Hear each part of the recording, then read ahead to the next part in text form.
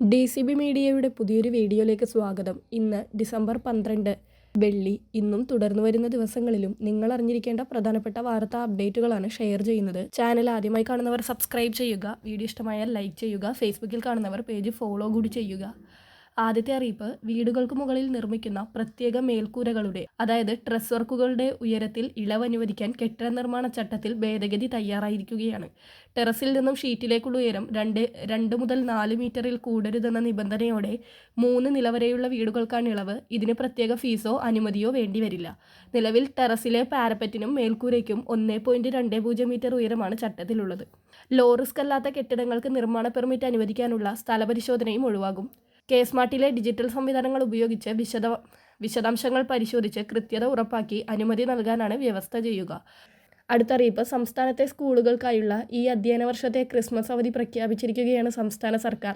ഇത്തവണ ക്രിസ്മസ് അവധി 12 ദിവസമുണ്ടാകും. ഡിസംബർ 24 മുതൽ ജനുവരി 4 വരെയാകും അവധിയെന്ന് പൊതുവിദ്യാഭ്യാസ ഡയറക്ടർ അറിയിച്ചിട്ടുണ്ട്. ഇത് സംബന്ധിച്ച് ഉത്തരവും സർക്കാർ പുറത്തിറക്കി.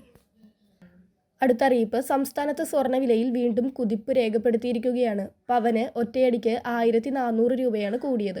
97,280 രൂപയാണ് ഒരു പവൻ സ്വർണത്തിൻ്റെ ഇന്നത്തെ വില.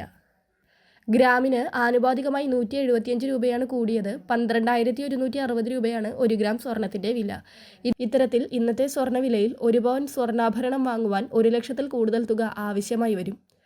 അടുത്തത്, സംസ്ഥാനത്തിപ്പോൾ BPL റേഷൻ കാർഡ് അതായത് PHH പിങ്ക് റേഷൻ കാർഡിൽ നിരവധി ഒഴിവുകളുണ്ട്. ഇതിനു മുൻപ് നീലവെള്ള കാർഡുകാരിൽ നിന്നും പിങ്ക് റേഷൻ കാർഡിലേക്ക് മാറുവാനുള്ളവരുടെ അപേക്ഷ ക്ഷണിച്ചപ്പോൾ അപേക്ഷ കുറവായിരുന്നു. അതിനാൽ തന്നെ അപേക്ഷിച്ച ഭൂരിഭാഗം പേർക്കും കാർഡ് ലഭിക്കുകയും ചെയ്തിരുന്നു. പിങ്ക് റേഷൻ കാർഡിൽ വളരെയധികം ഒഴിവ് നികത്താതെ ഉള്ളതിനാൽ കേന്ദ്ര സർക്കാർ മുൻഗണനാ BPL കാർഡിൻ്റെ സംസ്ഥാനത്തിന് അനുവദിച്ചിരിക്കുന്ന എണ്ണം കുറയ്ക്കുമോ എന്നുള്ള സംശയം വന്നതിൻ്റെ സാഹചര്യത്തിൽ ഇപ്പോൾ വീണ്ടും പിങ്ക് റേഷൻ കാർഡിലേക്ക് അപേക്ഷ ക്ഷണിച്ചിട്ടുണ്ട്.